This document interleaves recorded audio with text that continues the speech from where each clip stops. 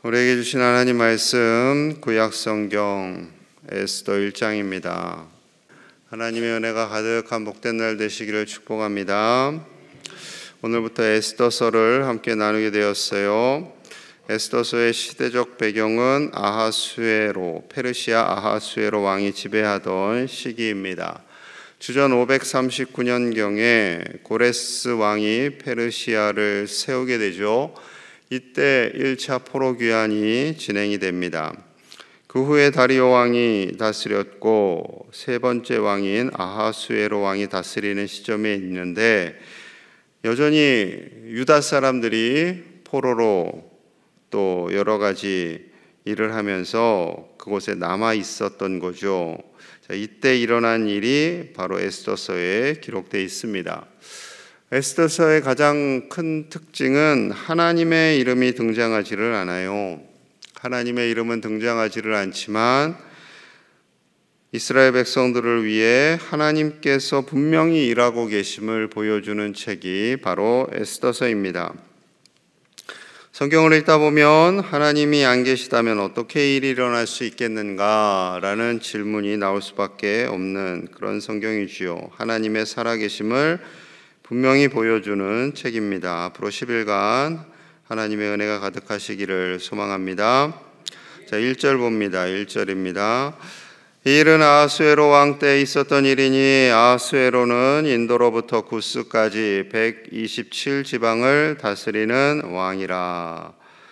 아하수에로 왕은 아시아 인도, 우리가 잘 아는 인도에서부터 아프리카 구스, 에티오피아까지 127지방을 다스리는 엄청난 권력을 가진 왕이 됩니다.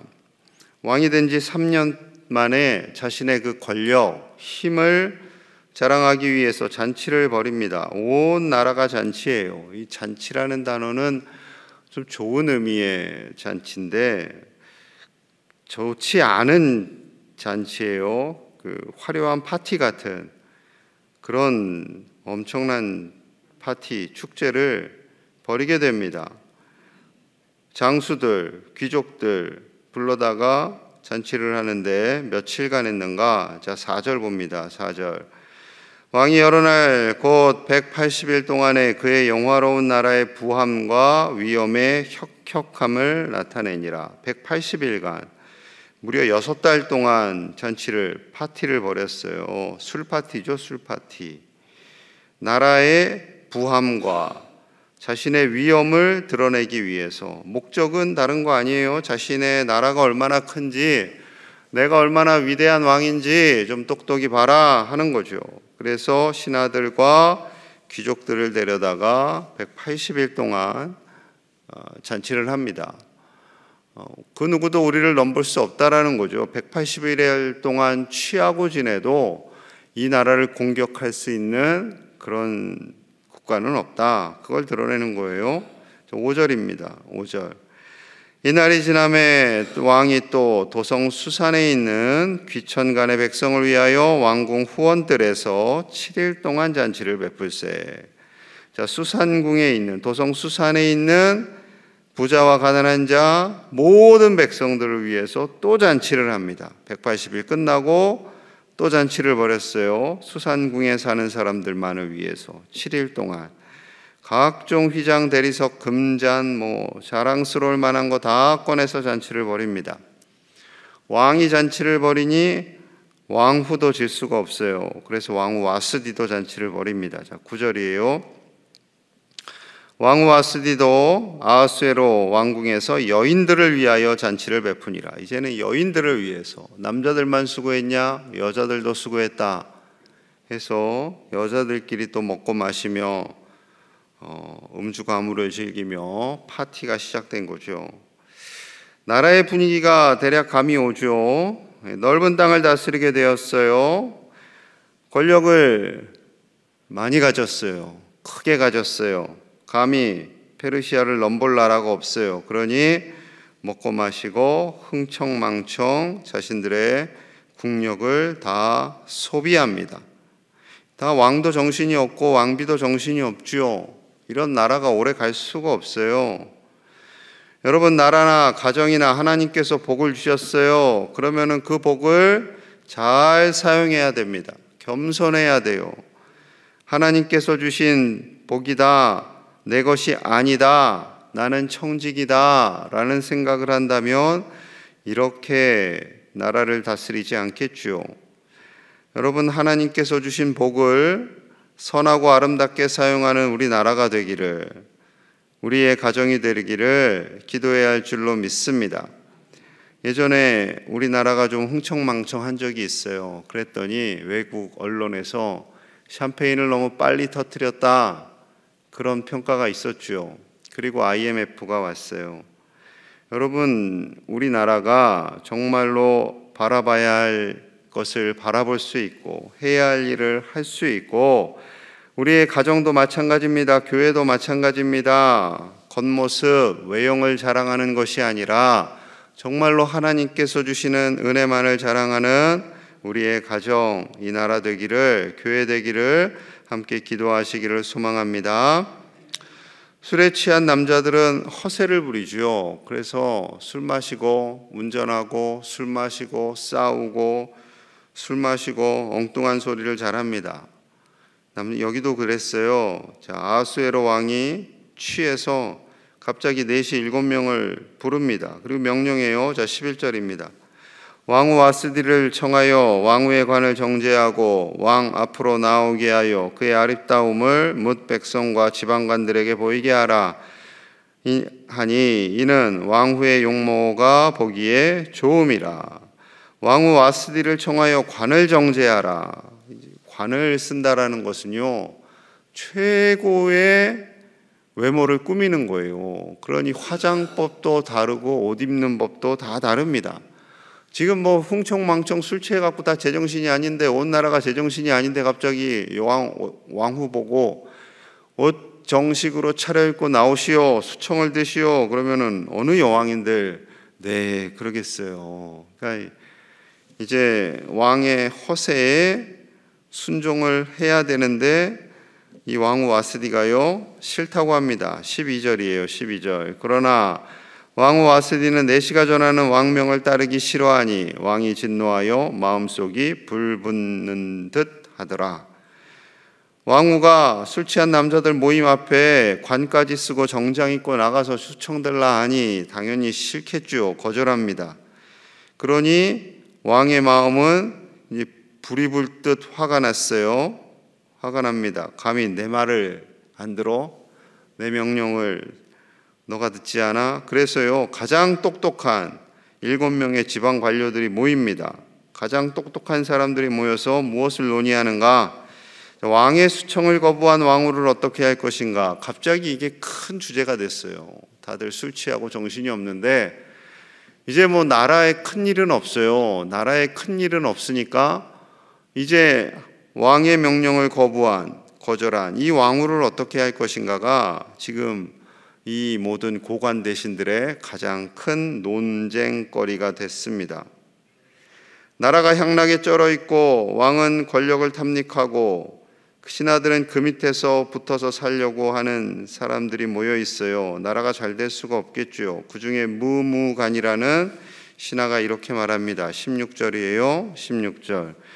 무무간이 왕과 지방관 앞에서 대답하여 이르되, 왕후 와스디가 왕에게만 잘못했을 뿐 아니라 아하수에로 왕의 각 지방의 관리들과 뭇 백성에게도 잘못하였나이다. 지금 왕후에게 정죄하는 거죠. 이 무무간이라는 신하가 아주 야같습니다. 왕후는 왕에게뿐만 아니라 모든 신하들과 백성들에게까지 잘못한 겁니다. 큰 대역죄인입니다. 마치 나라를 쿠데타 일으킨 것처럼 큰 죄인이라는 거죠. 뭘 했는데요? 술자리에 오라 했는데 안 왔다는 것이 지금 온 나라를 발칵 뒤집을 큰 죄라는 거예요. 여러분, 왕이나 신하들 아무리 똑똑한 사람들도요, 한번 엉뚱한 방향으로 가면 이게 큰 죄가 되고요, 이 죄 때문에 나라가 다 발칵 뒤집혀지는 거죠. 오늘날도 그러잖아요. 여러분, 정치인들이 다 똑똑해요. 대부분 서울대 법대 나오신 분들이에요. 그런데 말도 안 되는 일을 가지고 할 때가 있죠. 정신 바짝 차려야 됩니다. 요즘 같은 때. 17절 보면요, 그들이 그렇게 발칵 뒤집어진 이유가 있어요. 아하수에로 왕이 명령하여 왕후 와스디를 청하여 오지 아니하였다 하는 왕후의 행위의 소문이 모든 여인들에게 전파되면 그들도 그들의 남편을 멸시할 것인즉, 그들이 분노하는 이유는, 왕후가 큰 잘못을 했다고 하는 이유는 왕의 명령을 듣지 않는 그 소식이 모든 여인들에게 전파되면 그들도 왕뿐만 아니라 모든 남편들을 멸시할 겁니다. 왕의 명령을 안 들었는데 일반 백성들 남편의 말은 당연히 안 듣겠지. 그러니 큰일 난 겁니다 하는 거예요. 확대 해석도 이런 엄청난 확대 해석이 없겠죠. 그럼 죄를 갖다 붙이면요, 말이 안 되는 것도 다 죄가 되는 거예요. 그러니 이 와스디 생명이 길게 갈 수가 없습니다. 결국 폐위되어 이 나라가 잘 살게 될 이유는 그렇게 어떤 결과가 날까? 이런 결과가 날 겁니다. 자, 20절이에요. 20절 같이 봅니다. 시작. 왕의 조서가 이 광대한 전국에 반포되면 귀천을 막론하고 모든 여인들이 그들의 남편을 존경하리다 하니라. 아멘이십니까? 네. 나라에서 이런 법 만들어주면 우리 남자들은 좋을까요? 수청을 거부하면 다 폐위되고, 그리고 그럼 이 아내들은 어쩌라는 거예요? 참, 이 나라가 엉망이 되는 거죠. 나라가 향락에 취해 있으니 제대로 갈 수가 없습니다. 그리고 어떻게 해서든 남자의 권위를 이런 식으로 높이려고 하는 거죠. 남편이 존경을 받으려면 믿음이 있어야죠. 믿음이. 하나님을 경외하고 신앙생활 잘하고 아내를 사랑하고 자녀들을 사랑하고 잘 키우고, 이렇게 해야 남편을 존경하죠. 무슨 이런 법 만든다고 존경을 받겠어요? 그런데 법을 만듭니다, 진짜. 자, 22절 봅니다. 22절. 각 지방 각 백성의 문자와 언어로 모든 지방에 조서를 내려 이르기를 남편이 자기의 집을 주관하게 하라 하고 자기 민족의 언어로 말하게 하라 하였더라. 이렇게 됩니다. 남편이 집을 주관하고 남편이 쓰는 언어, 이제 워낙 넓은 땅덩이니까 그 남편의 언어로 집안이 다 말을 하고 그 집안의 최고 권력자는 남편이다. 이것을 나라가 정해줬어요. 나라가. 와, 좋은 나라입니까? 남자들은 부러워할 수도 있겠죠. 그러나 이거 선하지 않습니다. 선하지 않아요.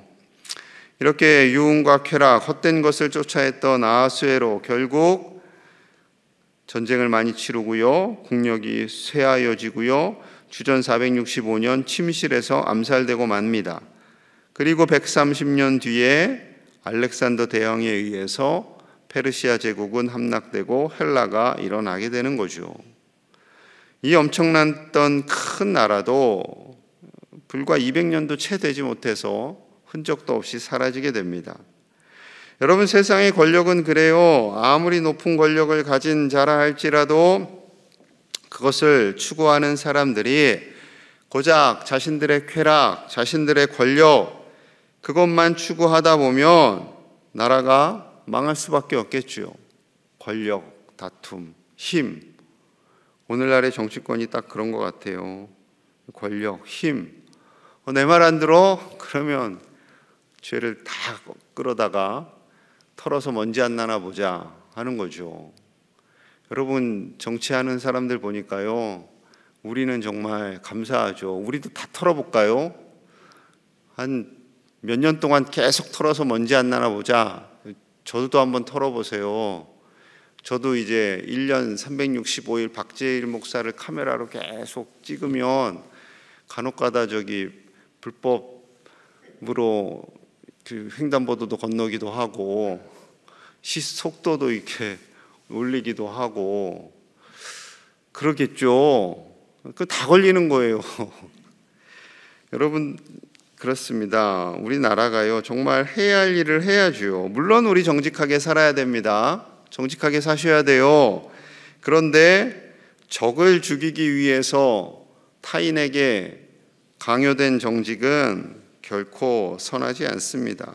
그 권력이 오래 갈 수가 없겠지요. 다 마찬가지예요. 파란 당이 빨간 당 되고, 아니, 파란 당이 집권하건 빨간 당이 집권을 하건, 여러분, 헛된 것에 자꾸 그렇게 국력을 소진하다 보면 이 나라가 잘 갈 수가 없다니까요. 여러분, 정말 기도하셔야 됩니다. 정말 기도하셔야 돼요. 정말 기도하셔야 됩니다. 나라를 위해서 힘을 다해 기도하시기를 소망합니다. 한국교회를 위해서 힘을 다해 기도하시기를 소망합니다.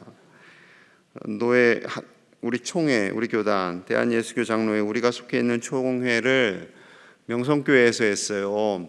명성교회 세습했죠. 세습했어요. 아들이 제 친구예요. 근데 법을 만들지 말아야죠. 그럴 거면 법을 만들지 말아야죠. 안 그래요? 세습하라고, 세습해도 된다고. 법은 만들어 놓고 거기서 총회하면서 그걸 또 인정해 주자고 합니다. 정신없는 거예요. 교회 총회는 목사님만 가는데 아니에요. 목사님 절반, 장로님들 절반 가요. 네, 정신 바짝 차리고요. 총회를 위해서도 기도해 주시고, 노회를 위해서도 기도해 주시고, 당회를 위해서도 기도해 주시고. 당회는 목사님보다 장로님들이 더 많아요. 정신 바짝 차리고 기도해 주셔야 돼요. 기도 많이 해 주셔야 됩니다. 그래서 우리 교회가, 한국교회가 헛된 곳으로 가지 않고, 우리나라가 헛된 길을 찾아가지 않고 정말로 가야 할 길을 갈 수 있도록 기도하시는 이 새벽 되시기를 간절히 축복합니다. 기도하겠습니다.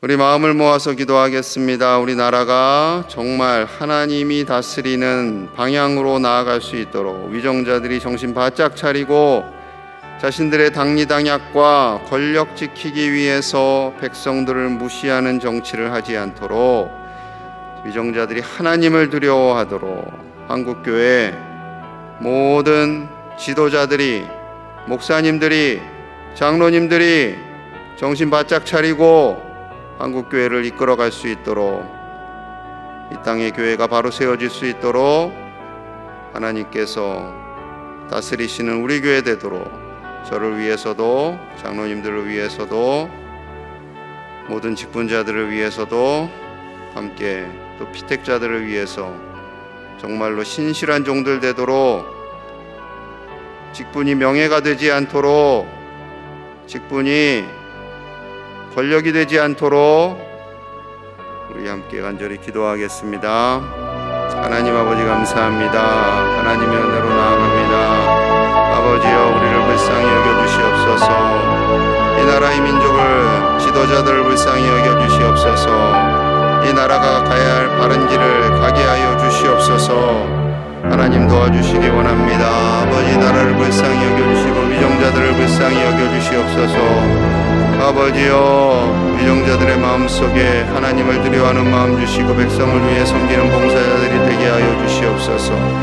자신들의 권력, 당의 권력을 위해서 싸우는 그런 자들이 아니라 정직하게 하나님을 경외하며 하나님을 두려워하며 백성들을 위해서 일하는 정치인들 되게 하여 주시옵소서.